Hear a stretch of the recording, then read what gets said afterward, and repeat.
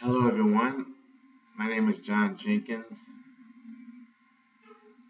I've been saying a lot lately. Excuse me. I've been typing a lot lately in internet comments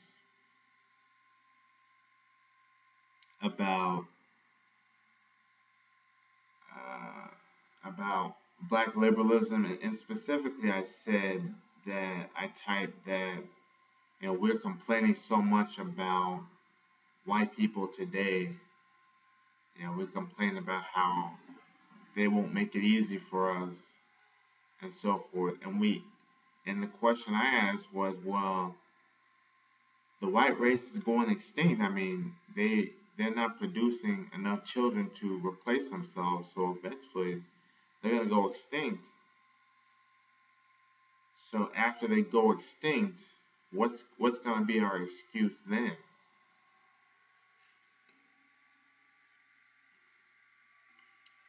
More more specifically, what are we gonna do? I mean, how are we gonna survive after after after whites are no longer there to provide for us? What is Africa going to do when there are no whites to pay for their oil or their natural resources? And that got me to thinking, you know, we saw how Africa responded after the end of colonialism, and I was wondering, could it be could it be possible that what happened during the Rwandan genocide could happen in America? And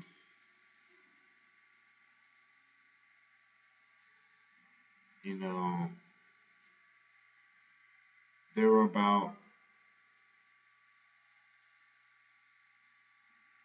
I don't remember how many millions of people there were in Rwanda when the Rwandan genocide happened. I know that there were at least 8 million Tutsis, and they were the minority. The they were the minority as far as population goes. So they could have had I don't know how many people, maybe maybe 100 million total in Rwanda, but that's all speculation. Anyway, what happened was when the Belgians were, Rwanda was a Belgian colony. When the Belgians were in charge in Rwanda, they put the uh, the Tutsi minority in charge of the country. Basically, they were the lieutenant to the Belgian authorities, and they had the most power as far as the black population was concerned, and they were chosen because they had white facial features, white, you know, bodily features that looked whiter, basically. And those that looked blacker, which was the Hutus, even though they were the population majority, they were the power minority. And they were placed at the bottom. And basically, what happened was the colonialism ended. Rwanda won its independence from Belgium in 1962.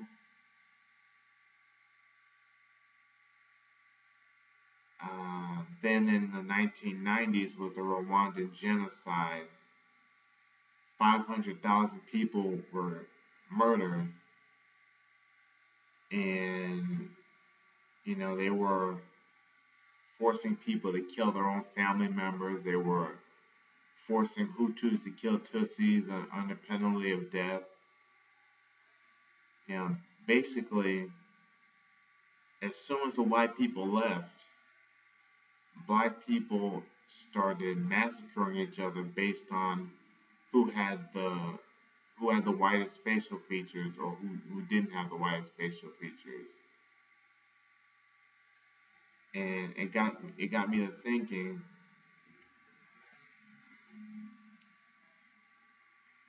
what what's going to happen to the black population in the United States after the white population goes away and whites start divesting from the United States because they know that they're no longer the majority, and we might lose things such as, you know, uh, 24-hour water sanitation, 24-hour indoor plumbing, 24-hour electricity, and in fact, we might run out of oil.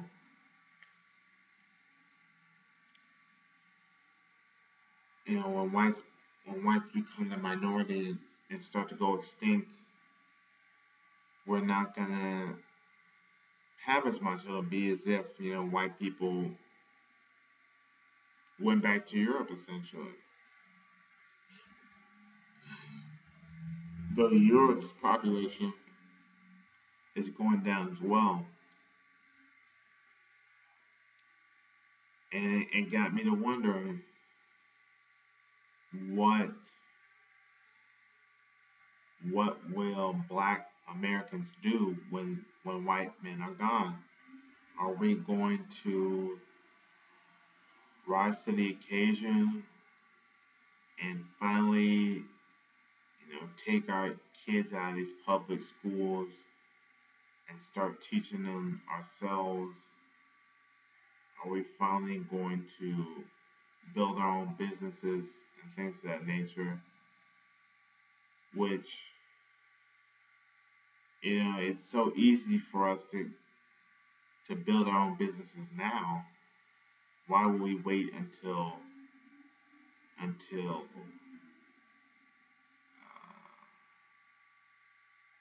the majority of our customers go extinct, you know, before we start building businesses? So what are black people gonna do? Are they gonna, start chopping each other up and eating each other's hearts? And I saw the movie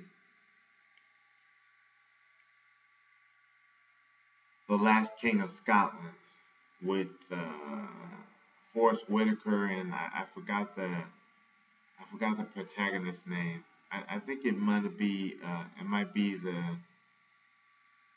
same guy from Something New with Sana Lathan, or it could be another guy. I know he had the same hairstyle as that, but it might have been a different face. But basically, there's a scene in the movie where the black woman gets caught by the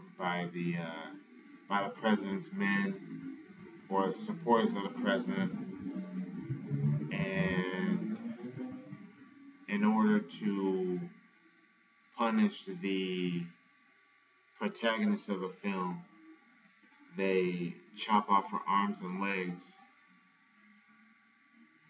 and they put the leg in the arm slot and they put the arm in the leg slot. You know, I was thinking, could blacks, after whites go extinct, could blacks start doing that to each other?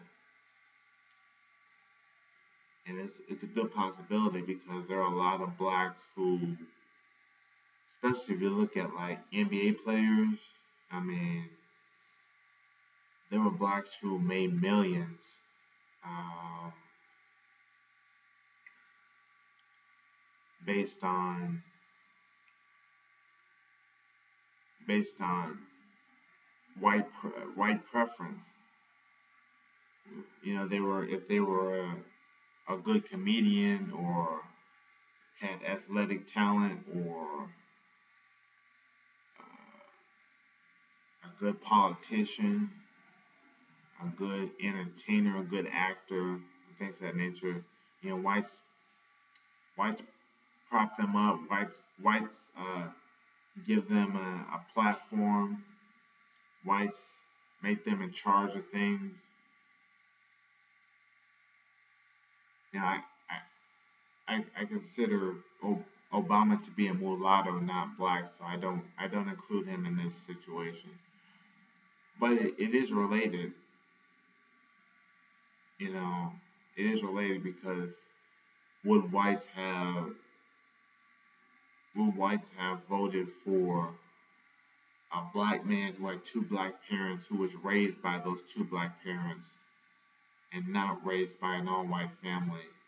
Would whites have voted that person in as their first black president, or would they say themselves he would have had to have been a product of white culture? So Obama is related to this, you know, because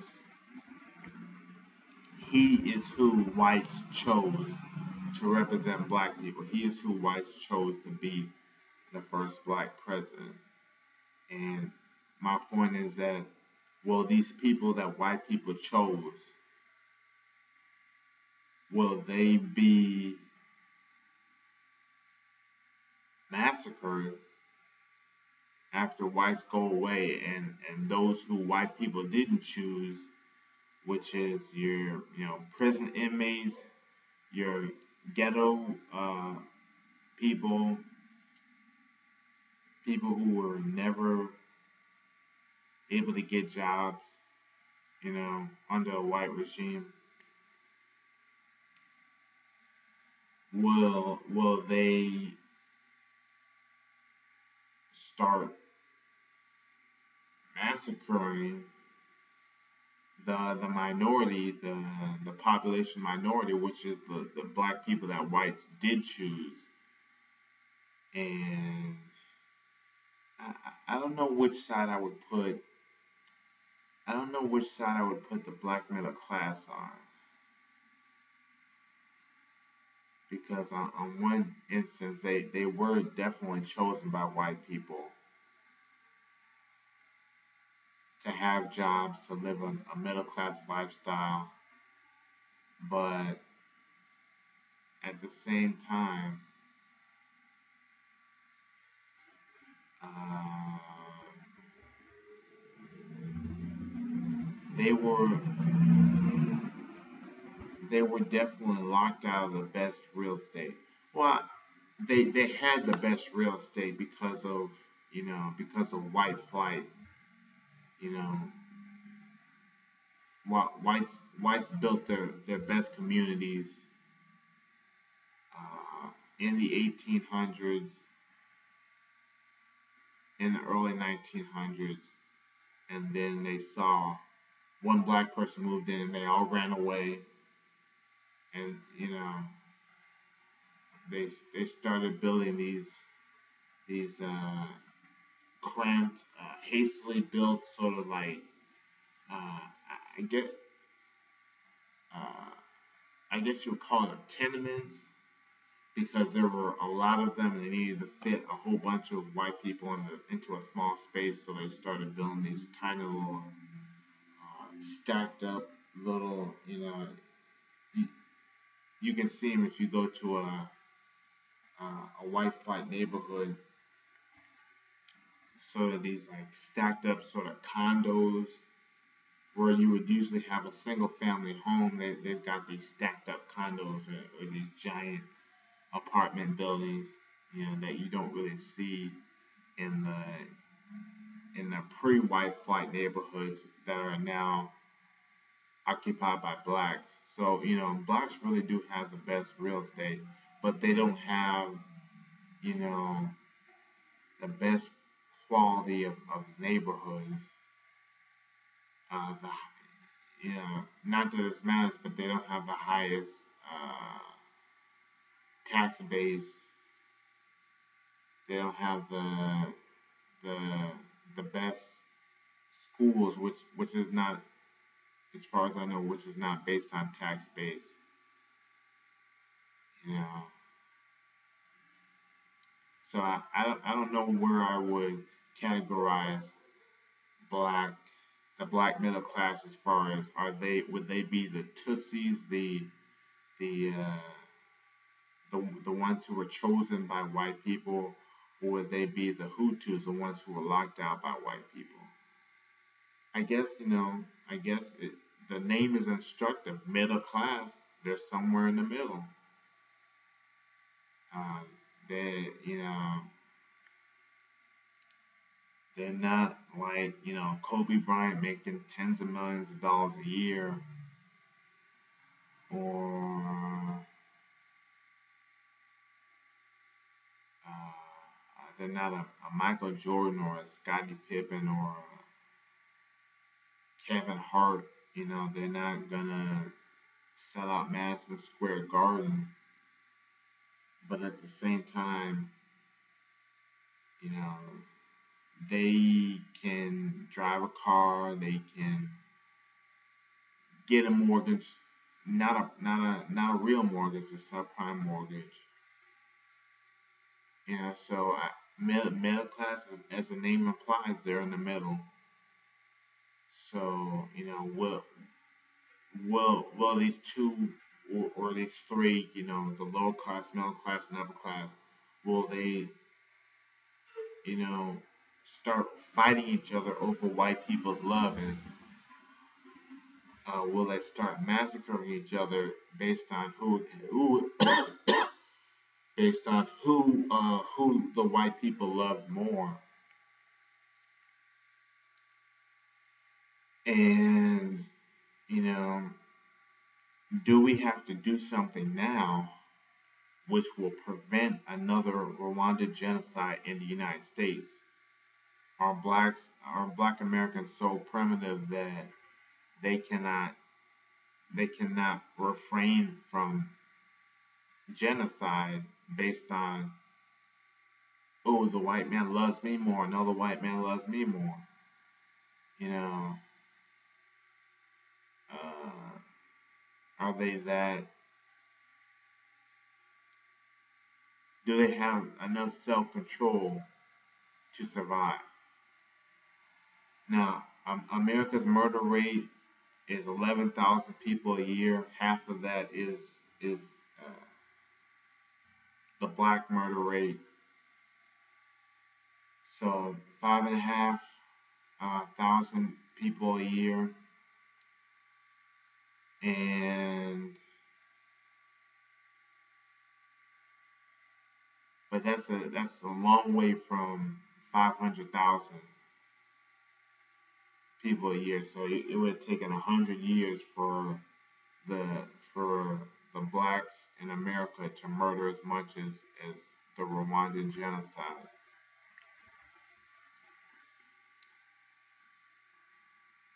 So the question remains: what will we do to prevent a Rwandan genocide in the United States? The idea that I came up with was that we have, I guess you would call it sort of like a video sharing service, and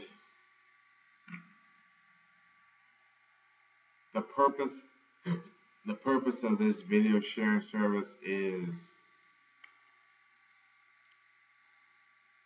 to get different black families in America to uh,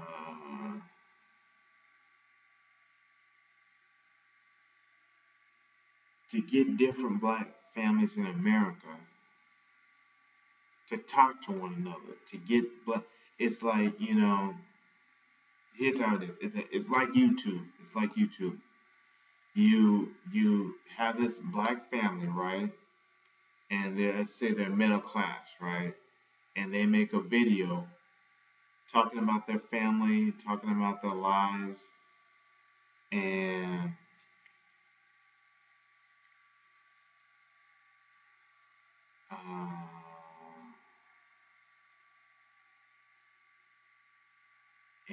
and they talk about their struggles. They talk about their hopes for the future, their political beliefs, and they post it online on this video sharing site. And basically, the the the it's gonna humanize them. It's gonna make them seem more like more human. So so that when all these blacks who were like seething with anger, these black lower class people, they would they would say, they would say, well, I saw this video of the Johnson family on this video sharing website, and they seemed like pretty good people. They didn't seem like the monsters that I assumed that they were. So, maybe they don't need to be killed. As soon as the lights go out, you know, as soon as the last white person dies and the lights go out, uh, they don't need to be destroyed. So, uh,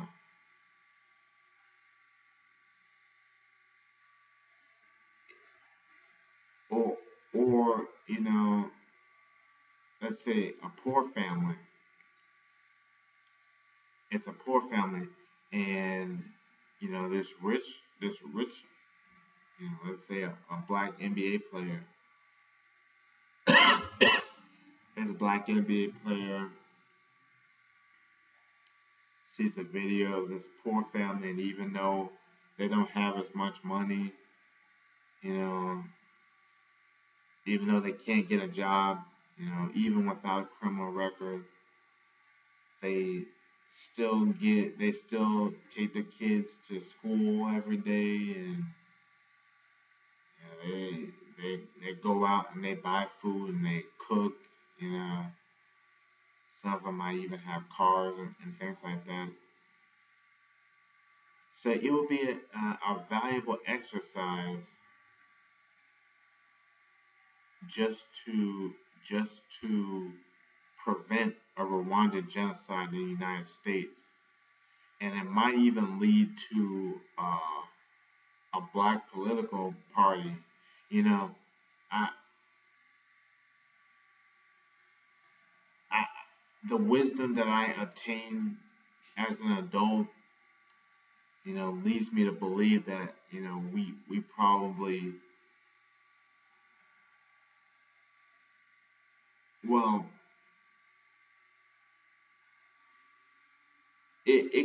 it can have long term implications. If we start to humanize one another and start to empathize with one another, then we could uh, uh, we can build the infrastructure that we need to carry us through. I guess, the big division between blacks and between different blacks in America is between liberal blacks and conservative blacks.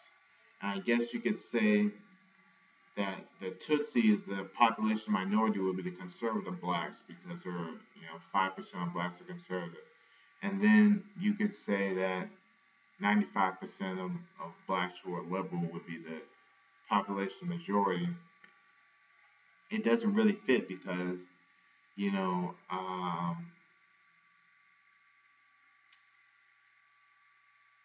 black liberals are more accepted by whites than black conservatives are.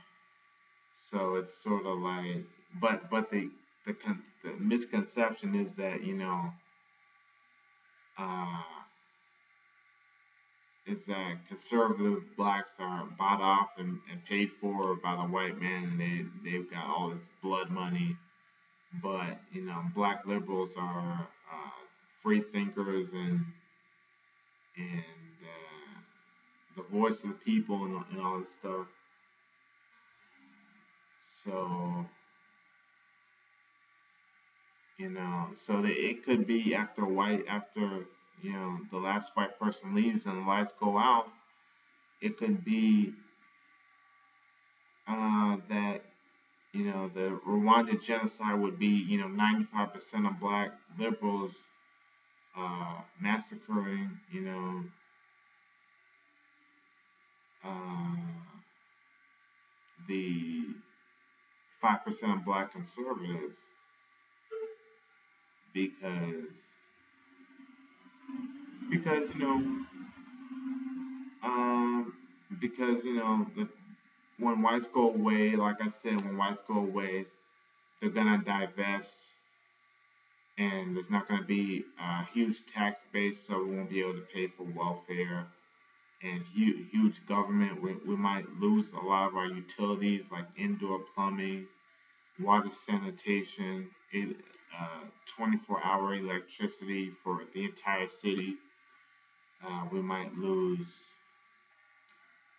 We might lose our. We'll definitely lose our military power. We might lose trucking. Cross country trucking. So, naturally, black liberals are gonna see that white money goes away, and welfare. Obviously, welfare is gonna be abolished. Social Security is gonna be abolished because there won't be a tax base for it. We can't afford it now at maximum tax base, so we certainly can't afford it when whites go extinct. And black liberals are gonna say, "Oh, you black conservatives, you're the reason why we lost welfare and utilities and you know uh, food trucks going cross country, you know, uh, and now we can't feed our families. And it's all because of these black conservatives. We're gonna massacre these black conservatives, you know, get rid of them so that we can uh, have super majorities and win every election. We can bring back welfare, which won't happen because there's no tax base for it. And when white people go extinct, other countries aren't going to be as afraid of challenging the United States because they don't fear getting nuked. They won't fear getting nuked. So whites like the Chinese are not going to uh, just write us blank check. You just hand us blank checks, forever. Uh, they're not gonna keep giving us free technology and free credit and all this other stuff. So we're really not gonna be able. We're gonna be like an African country right after independence. And if you see the type of black uh, politicians that blacks elect in the United States, yeah, the type of Kwame Kilpatrick, people who, or Ray Nagin, the type of blacks who just do a whole bunch of stuff and then blame everybody else for what they just did. You know, that's the type of thing that will lead to uh, possibly uh, a black conservative genocide in America after whites go extinct. And so that's the only idea I had. Have like a black video sharing website. Of course, they would say if it's black only, that makes it racist. But this is about the future of the country. This is about preventing, maybe like a million people from being massacred. For based on who white people liked more. Basically, what two people say, oh, white people liked me more, or no, white people like me more, and then they just start chopping each other up with machetes, in case of the United States, just shooting each other with assault rifles. So my idea was a video sharing website, different black families from different economic strata, talk about uh, talk about their lives, talk about what makes them human, uh, introduce their families, talk about their struggles, you know, and other black people will see this and they'll think twice about wanting to massacre somebody who has such a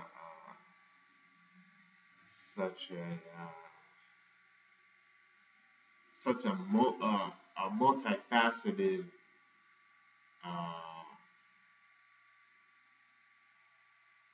humanity. So thank you very much for listening. My name is John Jenkins. Um, Leave a comment if you have any opinion on how we're going to prevent a black genocide in the United States, like what happened in Rwanda. And have a nice day. Bye.